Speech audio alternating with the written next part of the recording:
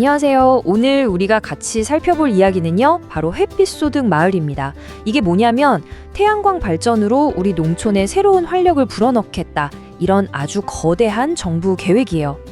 그러니까 진짜 햇빛이 마을을 구할 수 있을까요? 이게 오늘 이야기의 핵심 질문이죠. 점점 사라져가는 우리 농촌 마을, 과연 이 햇빛이라는 자연의 선물이 그 열쇠가 될 수 있을지 한번 파고 들어가 보죠.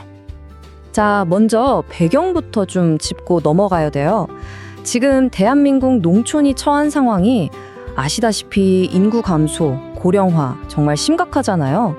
그런데 동시에 국가는 또 청정 에너지로의 전환이라는 엄청난 목표를 가지고 있단 말이죠. 바로 이 두 가지 고민이 딱 만나는 지점에서 오늘 이야기가 시작됩니다. 바로 그 지점에서 등장한 게 이 햇빛 쏟은 마을이라는 아주 혁신적인 아이디어입니다. 이게 그냥 단순히 전기만 만들자는 게 아니에요. 농촌 공동체 그 자체를 되살리겠다. 이런 대담한 구상인 거죠. 그럼 이 햇빛 쏟은 마을, 도대체 정확히 뭘까요? 모델이 된 곳이 있어요. 바로 경기도 여주시 구양리 마을인데요. 핵심은 이거예요. 마을 협동조합이 직접 태양광 발전소를 소유하고 운영하는 겁니다. 그리고 거기서 나오는 수익은 몽땅 전부 다 마을 복지를 위해서만 쓰이는 거죠. 이게 그냥 뭐 뜬구름 잡는 얘기가 아니에요. 실제로 이 구양리 모델을 보면 발전소 수익으로 마을 모든 주민들한테 무료로 식사를 제공하고요. 또 마을 버스도 자체적으로 운영하고 있어요.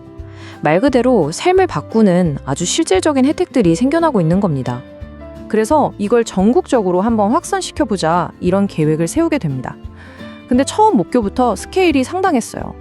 원래 목표가 뭐였냐면 2026년까지 전국에 이런 마을을 100개 만들자는 거였어요. 사실 100개만 해도 결코 적은 숫자가 아니잖아요. 그런데요, 여기서 완전히 판이 커집니다. 대통령의 아주 강력한 의지가 더해지면서 이 목표가 무려 1만 개로 확 늘어나 버립니다. 네, 100개에서 1만 개요. 이건 그냥 정책 수준이 아니라 완전히 국가적인 프로젝트가 됐다는 뜻이죠. 자, 그런데 한번 생각해 보세요. 1만 개 마을에 태양광 발전소를 짓는다? 이게 말처럼 쉬운 일이 아니죠? 엄청난 도전입니다. 그래서 정부는 이 대담한 비전을 현실로 만들기 위해서 가장 큰 걸림돌 3가지를 해결하는 데 집중하기 시작합니다. 그 3가지 문제가 뭐냐? 첫째, 발전소를 지을 땅. 둘째, 초기에 들어가는 막대한 돈. 그리고 셋째, 만든 전기를 보낼 전력망. 이 3가지 이거 해결 못하면 1만 개는 그냥 말 그대로 꿈에 불과한 거니까요. 자, 첫 번째 허들, 바로 땅 문제인데요. 이걸 해결하는 방식이 정말 기가 막힙니다. 마을에 마땅한 땅이 없다? 그럼 정부가 가지고 있는 놀고 있는 땅을 빌려주자는 거죠. 예를 들면 농어촌 공사가 비축해둔 농지라던가 저수지 수면 위, 심지어 고속도로나 철도 옆에 남는 자투리 땅까지 정말 상상할 수 있는 모든 유휴지를 활용하겠다는 겁니다. 두 번째 허들은 역시 돈 문제였어요. 대부분의 마을 협동조합이 무슨 돈이 있어서 은행에서 담보 잡고 대출을 받겠어요. 어렵죠. 그래서 정부가 아주 혁신적인 금융상품을 하나 만들어냅니다. 뭐냐면 앞으로 발생할 전기 판매 수익, 바로 그 자체를 담보로 인정해 주는 거예요. 덕분에 마을은 초기 사업비의 85%까지 자금을 융통할 수 있는 길이 열린 거죠. 그리고 마지막 3번째, 바로 전력망 문제입니다. 아니, 발전소 다 지어놨는데 전기를 보낼 선이 없으면 말짱 꽝이잖아요. 특히 농촌 지역은 이미 전력망 용량이 꽉 찬 곳이 많거든요. 그래서 정부가 또 묘수를 냅니다. 사업 허가만 받아놓고 몇 년째 놀리고 있는 이른바 유령 사업자들 있잖아요. 이 사람들의 접속 용량을 회수해서 우리 햇빛 쏟은 마을에 우선적으로 딱 배정해주겠다, 이런 법 개정을 추진하고 있는 겁니다. 그런데 여기서 또 하나의 아주 중요한 우려가 나옵니다. 아니, 발전소 짓느라 그 귀한 농지가 다 사라지는 거 아니냐는 거죠. 충분히 할 수 있는 걱정이잖아요. 이 문제를 해결하기 위해서 정말 미래지향적인 개념이 도입됩니다. 그게 바로 영농형 태양광이라는 겁니다. 이름 그대로예요. 농사를 지으면서 동시에 그 위 공간에는 태양광 패널을 설치해서 발전을 하는 거죠.